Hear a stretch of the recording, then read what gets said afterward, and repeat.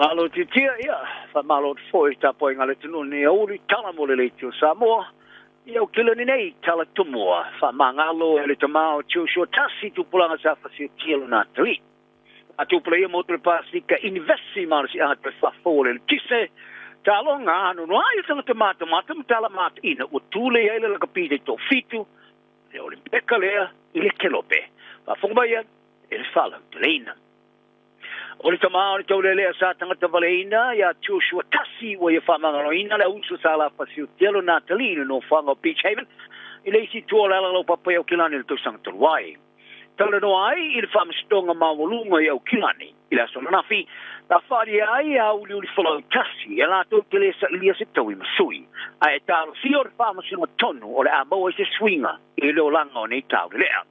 O le sona na visa la wina ne fasa la ngoi tu pulang te lavo le o mai la vale timine o lo ta fia failo ino ingoa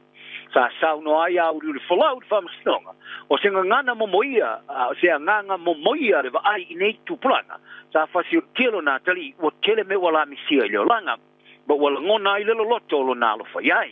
a o tulu lo mata sa li wai le tamai nei ta le mo fai wala fa wa ia fa mangalo ina ila ua e lo fa ia ila ua mai ole atu talo foi mo ila ua ora na talo ole tolua sfuriva ma suma lima te sanga ole fuli le ola olanga iselelei se fa msino tonu le na ia te ia ole tolua sa le fa ngona fa lia sa ia fia le tutalanga au le flow ole tolua sa se ia mate o te sanga talo ai manu tinga ina i tasi mai ni tuina ese tonu ala ta vale ta oso tua ni mangalo Beach Haven ai le tu pomai le fa lave sa e tasle pulan ta vale ile ta vale le to lu sa polo kai le tele ma ta milo au tafa malafo ye se upuli ta mamatua su fitu sanga ile timing e bena sa fa ia se moni mau ile ta wang tanga o fa stonga ona to dia ile ne tu planga ile ta vale tasi ma to ai to foi tipina ta vale ta wai oriso le to lu sa ia tu le fa to ora ta vale ma te tui e tasi ai ole si le tu o pasese ole usuma tua le usuma le vane te usanga sa am te mailo na fasalanga to so te sanga per pui pe time sa ave ye se fai ti tinga on fasalanga e fas mali lim pasene on no on kalvo mon tu anga ai pe tai sa fali e fa masino justice chance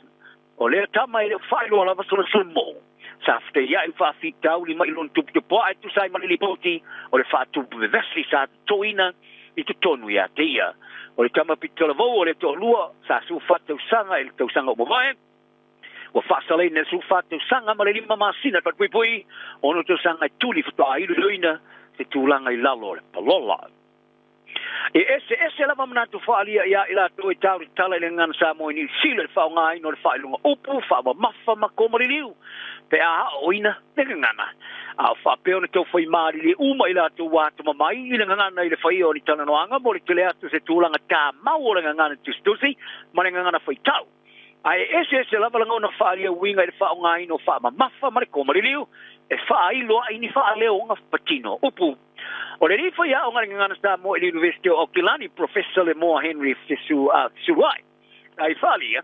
o le fatuino le ka ma o ngana sta mo stusi ma no fa tia malona foi to wina e talo kele o le mere na o mana o ai ia ila tu e fa nga ina ngana sa mo manga ngana na lu e ta talai ina ia ve ai ma tangata to mai fa victor ile a oina ma fa ma san ia le fa pe fe tanga sa mo ona fa nga yoi le ngana tu si male ngana foi tau fa di ele mo e to tele tanga sa mo sa fa na no you silo ta ina ile ngana ma wole ai so na ngona ela tu ke o mia ia fa lu opu fa ma mafa ma komari liu e bena fa mau winai o misionari ke siano sa la to wa oina i tanga sa mo le fa ngai no le fa lu opu fa ma mafa ma komari liu i se tourist riva o ne fa longa sa so sonia ile mautinoa ia sa o fa le ngo opu ma le winga stia ile temi sa tu si ai le fa le liu ina le ia Reverend George Pratt apetai ilo ngara tono centurion was full sa ave se le matanga lu ngawa onga vai temi a ave sa mo sifo ya nei fa lu opu mai ngana sa mo justo si o tau si ele fo fa tono le taulanga o tani ele ungo so swenga sta ya i fa jonga la mi le ta pule e design ma la fonga fa lu ngala sa fa ele li su se fono li van Davis ba ua ba tonu ina foi ina ialo iona fato ese atore ya imani isi o ngayo inga efa ya tia o le asu enga sa ma wa le solia vandavis ia le ia la wa mio pulea tawalatu isana fa mtalanga isa emaili ile musu e wa fonutanga ale te pai mori ma ia fa sino ia suyo le sili le tono le komika le fon fa tonu oni tanga te te fa nga fa te klasi o le fa jonga sa fa to aya november le sang toluai e te ma tai su fono Marie L'Official e se tu la pe ona eta wai o le fa nga ino nga ngana fa tu bevesi ma o tau fa tau va inai le mamalu o tanga tole ele o le suenga sa fa ye le officer tu ma oti John Boyle official o ia mo nga wenga ale Drayton Employment Law sa fa matala tele na ile email ma ia vendavis ile official senior for fa tono le taulanga centigram ya you like the line ile email lo ita wai ele o sa ni talia ya mana ongo to matai fai lo tanga tama te tununga fa le nganga o ai ngo tanga tai ai o folaina e se tulanga e mafia ia tia o no fali mar sa ngale mu ile marae o le email e fa taule ile to wafia ngar pon fa tono le taulanga e karitane ile mo tu saute sa te fo ile le au se fali unga mata opo e tala no aina ile fono le te pai Maori Council ma ia fa sino i upe se male tolu sa mo mia le fali wina ile ngana Britania mo tanga tele tau tala ngana Maori ne mala mana mai o vendavis ele o tau fia yona langona fali o ye tino mamao ma ele a wai fo tanga fono le tau ngale so nafi a isana fam tanga sia sa ta pai fa to wina lu mo fono ta wai le so mo la yona manatu fali to nei o va tu pula ia mo tu le Pacifica wa University Maro si anga toi fa fo ma wai le tise po le renewable energy ina ia fa ti tu pe falu ya fio le tise ma tongo fia tongo le tise mo tangata e vera ma wai pepo fam tanga forward fa le tupe o atina a sia o nei pepo ai ai no fatino salo mi la solution farmasi telo yo lai e le proclamo de vai no atina tu mo o le Pacifica fa le tupe o atina a sia le Pacific Private Sector Development Initiative o nei pepo ai ingolo tiltilo investment mans anga tu fa fo mo le tise 50 plau pa poni tini Samoa le ati Solomona Matonga ma i pepo le vale lo su fa ma lo fa ma lo furfa o company ne tu no e ono fai ma le lava ona vai te mai na wala tu fa fo ma wai le tise ai ka longa o le fale tono mana tu le la kapite to fitu ave nei ma tau ingo le talo ngor impeka pale froni i le fa tu buri e malai talo mat ina ma le fa inga te tele I unga o talo nga sai ai mal fa wino le fitu pula monio le talonga and to ni tu pont o frani le sai te ino na tunu le luai pine auro na tunu I talonga o tali malo ai ina o champini le tamu sanga le kapite to fitu ai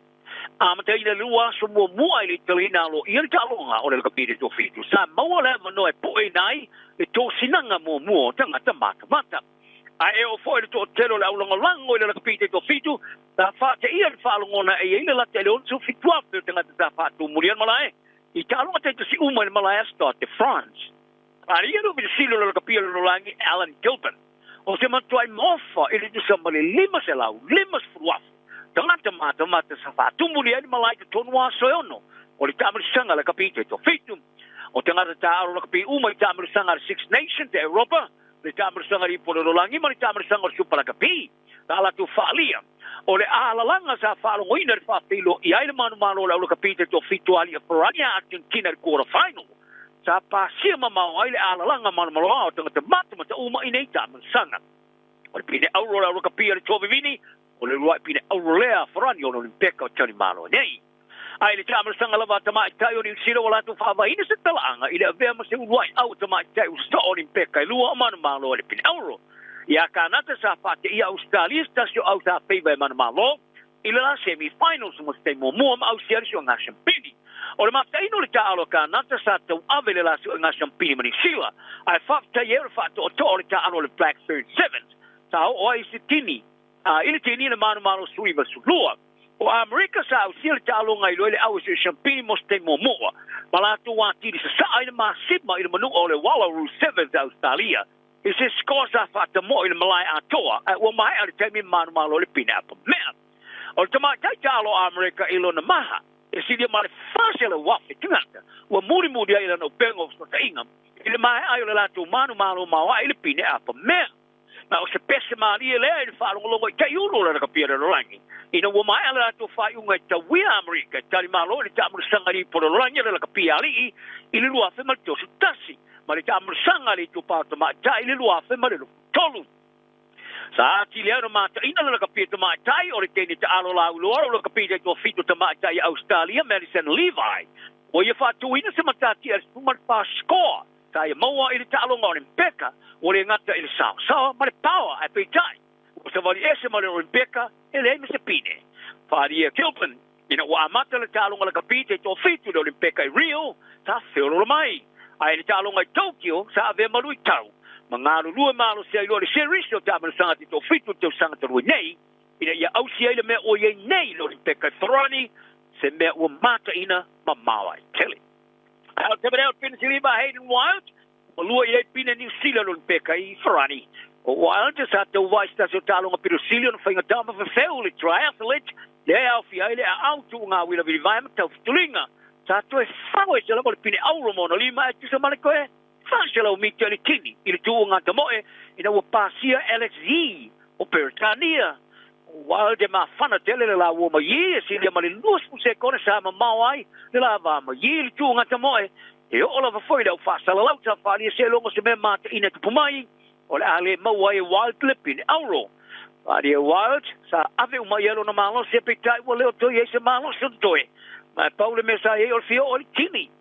ta longa ya pani sa manu malo yili le pine siliva e manu malo wild ile pine apa mamea ai ole o pine au nei ya ye ai pine siliva wild